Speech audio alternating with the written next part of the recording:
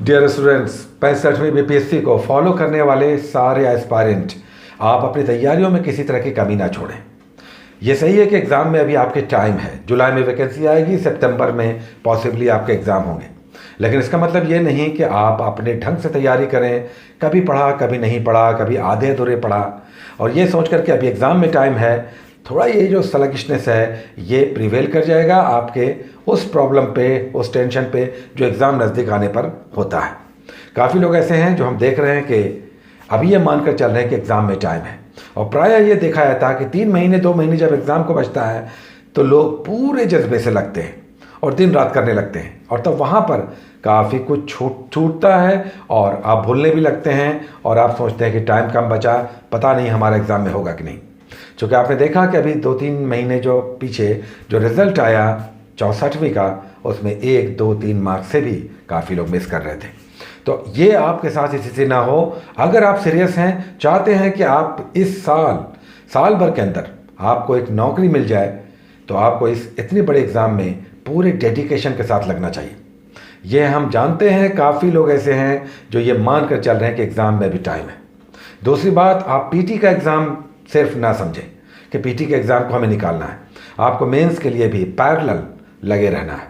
Mains की तैयारी में आपको नोट्स है, आपको गाइडेंस है, ऑप्शनल क्या रखना है, किस तरह से लिखना है, मेंस के एग्ज़ाम किस तरह के होते हैं, इन पर भी आपको लगातार चिंतन मनन करते रहना चाहिए। क्योंकि सिर्फ पीटी निकाल लेना बहादुरी नहीं है, इसके साथ मेंस को भी क्लियर करना एक बड़ी चुनौती होता है।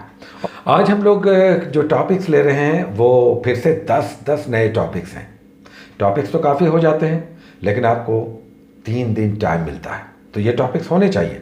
3 दिन टाइम मिल रहा, पहले तो हम 2 ही दिन दे रहे थे, लेकिन अभी हम आपको टाइम को देखकर कि चलिए आप अपने कंफर्ट जोन में रहकर इस टॉपिक्स को आप कंप्लीट करें, तो इसलिए हम आपको तीसरे दिन नए टॉपिक्स लेकर आ रहे हैं। मतलब सफिशिएंट टाइम मिल रहा, ये 10 टॉपिक्स बहुत अच्छे से आप कर सकते हैं। आज जो नए टॉपिक्स हम लोग ले रहे हैं उसमें हिस्ट्री में पहला टॉपिक फिर से होगा, जो हम लोग मॉडर्न इंडिया कर रहे हैं उसमें 1857 अब हम लोग करेंगे, 1857 का महासंग्राम। ये भी एक अच्छा टॉपिक है, इंपॉर्टेंट है, तो आप इसके हर पक्ष को बहुत अच्छे से करें। आपने देखा होगा कि बुक्स में इससे रिलेटेड कई सारे फैक्ट्स एक जगह बॉक्स में बनाकर भी लिखे गए हैं। कौन सा आंदोलन 1857 में कहाँ पर कौन नेतृत्व कर रहा था, कहाँ पर कौन सा आंदोलन चला, कौन सी परिस्थितियाँ थी, किस रेजिमेंट में विद्रोह हुआ, किसने क्या कहा, कौन से अंग्रेज़ ने क्या कहा, हिंदू मुस्लिम षड्यंत्र कहा, धर्मांधों का ईसाइयों के विरुद्ध युद्ध कहा, ये सब सेंटेंस एग्जाम में आ जाते हैं, तो ये सब समझकर आप करें। और एक इम्पॉर्टेंट बात, आपने जो पीछे का टॉपिक किया, जो आपने रेनेसां किया, 19वीं शताब्दी का पुनर्जागरण, सामाजिक धार्मिक सुधार आंदोलन, जिनके पास क्रॉन है उन्होंने देखा होगा कि यहाँ पर बहुत सारी संस्थाओं का एक बॉक्स में बनाकर इकट्ठा किया हुआ है, जैसे देव समाज, वेद समाज, आत्मसम्मान आंदोलन, बहिष्कृत हितकारिणी सभा, ये सब एक जगह इकट्ठा है। तो इसकी स्थापना कब हुई, कौन इसके नेतृत्वकर्ता थे, क्या इसका उद्देश्य था, ये सब एक जगह बॉक्स में यहाँ पर इकट्ठा है। तो इसे आप ज़रूर रिवाइज करते रहें, ये अभी पढ़कर आप छोड़ न दें। और यहीं पर आपका फिर एडजेसेंटली आपका यहाँ पर दिखेगा एक और टॉपिक, नरबली प्रथा को किसने प्रतिबंध लगाया, दास प्रथा पर किसने प्रतिबंध लगाया, शारदा एक्ट क्या था, एज ऑफ कंसेंट एक्ट क्या था, तो ये सब एक जगह और ये कलेक्टेड है। तो इसके बारे में भी अच्छी जानकारी है। दास प्रथा कब किसने समाप्त किया, नरबली प्रथा, गोंड जातियों में नरबली प्रथा उड़ीसा में प्रचलित थी, इस पर किसने प्रतिबंध लगाया, ये भी एग्जाम में आ चुका है कि नरबली प्रथा कहाँ प्रचलित थी, किस जनजाति में, और इस पर किसने प्रतिबंध लगाया। तो ये सब समझकर आप पढ़ें। काफ़ी कुछ फैक्ट्स, रेलवे, एसएससी, बैंकिंग, जो भी आप दे रहे हैं, और पीसीएस में तो ये है ही, बहुत ही फर्टाइल टॉपिक है ये। उसके बाद हम लोग ज्योग्राफी में दूसरा टॉपिक हम लोगों ने किया था, सूर्य ग्रहण, चंद्र ग्रहण, एक्लिप्स किया था, उसके बाद लैटिट्यूड, लॉन्गिट्यूड। इसमें आप इंटरनेशनल डेट लाइन को थोड़ा सा एक बार और फिर से पढ़ लें, अंतर्राष्ट्रीय तिथि रेखा। हम समझ रहे हैं कि काफ़ी लोगों ने या तो इस पर ध्यान नहीं दिया होगा या इग्नोर किया होगा। इंटरनेशनल डेट लाइन आप पढ़ लें एक बार फिर से, छोटा सा है, बिल्कुल 10-15 8 लाइन्स के का इंफॉर्मेशन है। क्या है ये, कितने डिग्री लॉन्गिट्यूड पर ये स्थित है, क्या इसकी महत्ता है, इंटरनेशनल डेट लाइन आप एक बार फिर से पढ़ें। और अब हम लोग नेक्स्ट टॉपिक ले रहे हैं, यहाँ पर वो आ जा रहा है एक नया, एक बहुत ही इंपॉर्टेंट टॉपिक, लिथोस्फीयर यानी स्थल मंडल। स्थल मंडल यानी हमारी जो पृथ्वी है वो किस तरह से अलग अलग स्टेटा में बटी हुई है। सियाल, सीमा, नीफे, इसमें आप लूसेंट में देखेंगे वहाँ पर हेडलाइन दिया हुआ है पृथ्वी की आंतरिक संरचना, और उसके बाद स्थल मंडल इस तरह से बटा हुआ है। क्राउन में स्थल मंडल केवल लिखा हुआ है और डिटेल्स है। तो ये सारे जो अलग अलग लेयर्स हैं उसमें कौन सा मिनरल्स पाया जाता है, अर्थ पर किस गैस या मिनरल्स की अधिकता है, डिटेल्स आप इस पर लेंगे लिथोस्फीयर में, यानी हमारी पृथ्वी का पूरा ऊपरी परत और फिर उसके आंतरिक भाग इंटरनल पार्ट्स में किस तरह का डिवीजन है, कहाँ पर मॉल्टेन स्टेट है, कहाँ पर ठोस है, कहाँ पर कौन सा पत्थर है, ये सब डिटेल्स आपको लिथोस्फीयर में, लिथो का मतलब ये होता है पत्थर, तो लिथोस्फीयर यानी जो हमारी पृथ्वी की पूरी संरचना है उसका एग्जिस्टेंस आपको पढ़ना है। उसके बाद हम लोग पॉलिटी में, इंडियन पॉलिटी में हम लोग करेंगे, हम लोगों ने स्रोत किया, सोर्सेस। संविधान हम लोगों ने बना लिया है, संविधान हमारा निर्मित हो चुका है, लागू हो चुका है। उसके बाद आगे का टॉपिक हम लोगों ने सोर्सेज, पार्ट्स, अनुसूचियाँ, शेड्यूल, ये सब पढ़ा था। होपफुली इसे देखिए, शेड्यूल पर रेगुलर क्वेश्चंस आते हैं। 8th शेड्यूल में क्या है, 12वें शेड्यूल में अनुसूची में क्या, कौन सा विषय है, सब्जेक्ट है। 5वीं 6ठी अनुसूची बहुत बार एग्जाम में सिविल सर्विसेज तक में आ चुका है, कंबाइंड आया था कि 5वीं 6ठी अनुसूची किससे संबंधित है, शेड्यूल। तो ये आपको बिल्कुल ध्यान में रखना है। अब नेक्स्ट हम लोग पढ़ेंगे भारत और उसके राज्य क्षेत्र, यानी संघ और उसके राज्य क्षेत्र, यूनियन एंड इट्स स्टेट्स। किस तरह से भारत, जब हमारा संविधान बना, लागू हुआ, उसके बाद हमारी जो पॉलिटिकल सिस्टम किस तरह से आगे बढ़ा और किस तरह से राज्यों का निर्माण हुआ। तो इसमें राज्यों का पुनर्गठन साथ में आप पढ़ेंगे। भाग 1 आर्टिकल 1 से लेकर 4 तक आप पढ़ेंगे और राज्यों का पुनर्गठन पढ़ेंगे, रीऑर्गेनाइजेशन या रिकंस्ट्रक्शन ऑफ द स्टेट्स। पहला राज्य कौन सा बना भाषा के आधार पर, महाराष्ट्र से कौन सा राज्य अलग हुआ, गोवा कब राज्य बना, नॉर्थ ईस्ट में आसाम से नागालैंड, ये सब सारे डिटेल्स आप पढ़ेंगे राज्यों के फॉर्मेशन से रिलेटेड, और जो कमेटियां बनी उसे किसने हेड किया।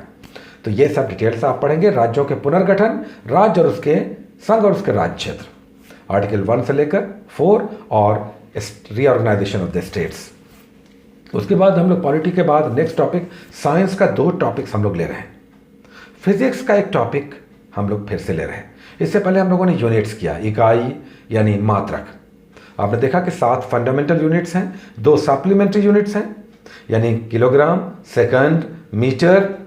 ये सब डिटेल्स आपने किया यूनिट में। कई बार आपने देखा होगा कि बल आघूर्ण की इकाई क्या है, पोटेंशियल डिफरेंस का यूनिट क्या है, ल्यूमिनस फ्लक्स कई बार एग्जाम में आ चुका है। तो ये सब आप करें। उसके बाद आज जो हम लोग फिजिक्स में टॉपिक ले रहे हैं वो है गति यानी motion. Very very important topic, very important. तो मोशन, न्यूटन्स लॉ तो आपको ऑल द 3 करना ही है। Inertia of rest, inertia of motion करें, जड़त्व का आघूर्ण, जड़त्व का नियम करें। उसके बाद सारे जो न्यूटन्स के लॉ हैं उसके स्पेसिफिकेशंस करें आप, और जो फार्मूला है उसे आप ज़रूर अच्छे से समझ लें। v बराबर U plus A T, S बराबर U T plus half A T square, V square बराबर यू स्क्वायर प्लस 2as। तो ये सब डिटेल्स 2 दिया रहेगा, तीसरा पूछेगा initial velocity, final velocity, acceleration निकालिए। एक्सेलरेशन दिया हुआ, वेलोसिटी दिया हुआ है, डिस्टेंस निकालिए। तो ये सब फॉर्मूला आपको करना है। उसके बाद एंगुलर वेलोसिटी समझ लिया, वृत्तीय जो गति है उसे बहुत अच्छे से समझें। उसमें आप सेंट्रीपिटल, सेंट्रीफ्यूगल फोर्सेस, उसके बाद v बराबर ओमेगा आर, ये फार्मूला जो है, linear velocity is equal to angular velocity into radius. तो ये सब समझकर आप पढ़ें, जो कि न्यूमेरिकल्स भी एग्जाम में आते हैं। रेलवे में तो भी एनटीपीसी में आपने देखा होगा पिछले साल रेगुलर आया, एंगुलर वेलोसिटी दिया हुआ है, रेडियस दिया हुआ है, लीनियर वेलोसिटी पूछ रहा है, रेखीय गति। तो ये सब आपको समझकर पढ़ना चाहिए फार्मूला के साथ। तो वेलोसिटी हम लोग करेंगे, उसके बाद सर्कुलर मोशन इसमें करेंगे, इसमें इक्विलिब्रियम, संतुलन भी आप करेंगे, लीवर और बैलेंस इसमें आपको भी पढ़ने को मिलेगा। तो समझकर आप पढ़ें, पेजेस आपको दिए जा रहे हैं। उसके बाद बायोलॉजी का एक टॉपिक हम लोग लेंगे। साइंस का जो दूसरा टॉपिक है बायोलॉजी से, ये हम लोगों ने लिया है सूक्ष्म जीव, माइक्रो ऑर्गेनिज्म। ये इसमें आप बैक्टीरिया, वायरस और दूसरे जो माइक्रो ऑर्गेनिजम्स हैं उनके बारे में आपको पढ़ना है।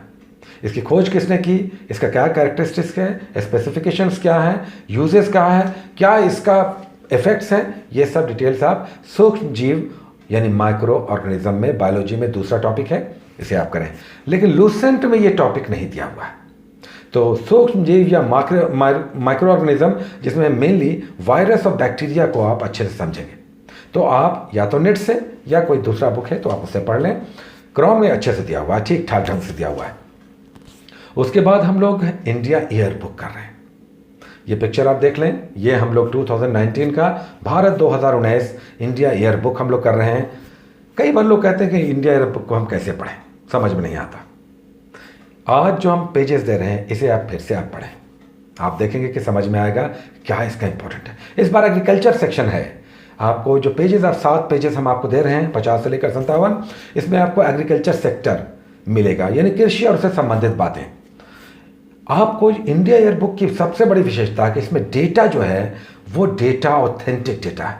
यहाँ पर देखिए डिटेल्स आपको मिलेगा, जो जितने भी एनिमल हस्बेंड्री और एग्रीकल्चर से रिलेटेड डेटा है कि रेशम का उत्पादन, फसलों का उत्पादन, मुर्गियों का उत्पादन, बहुत सारे ऐसा जो एग्रीकल्चर और एनिमल हस्बेंड्री से रिलेटेड है उसके प्रोडक्शन के साथ साथ उनका ईयर वाइज डेटा है।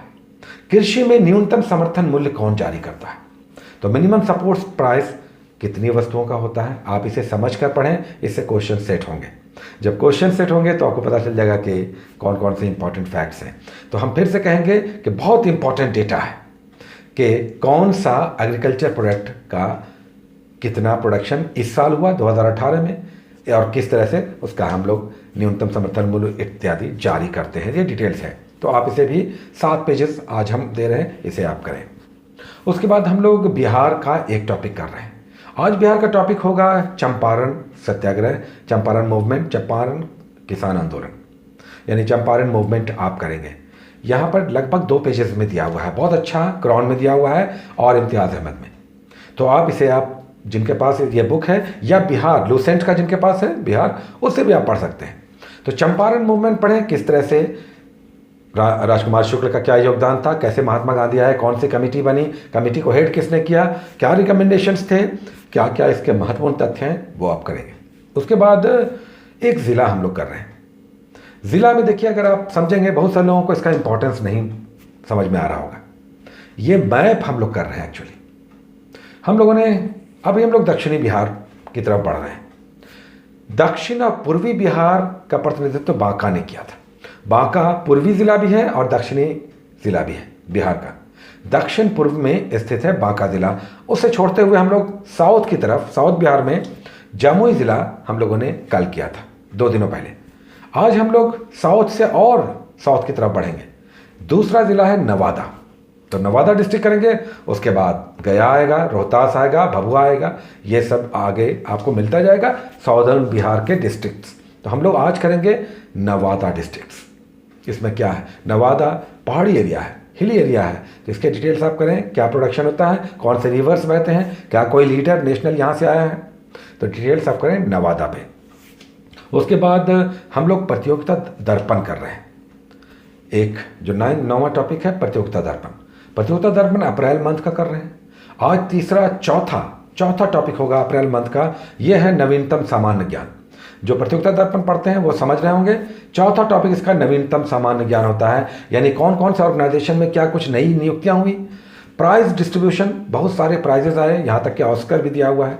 तो डिटेल्स यहाँ पर आप नवीनतम सामान्य ज्ञान अप्रैल 2019 के पीडी से, समसामयिकी महासागर से, दृष्टि से, क्रॉनिकल से, जो भी आप लेते हैं उससे आप पढ़ें। इसमें आप नवीनतम घटनाक्रम पढ़ेंगे, लेकिन अगर पीडी है तो बहुत अच्छी बात है।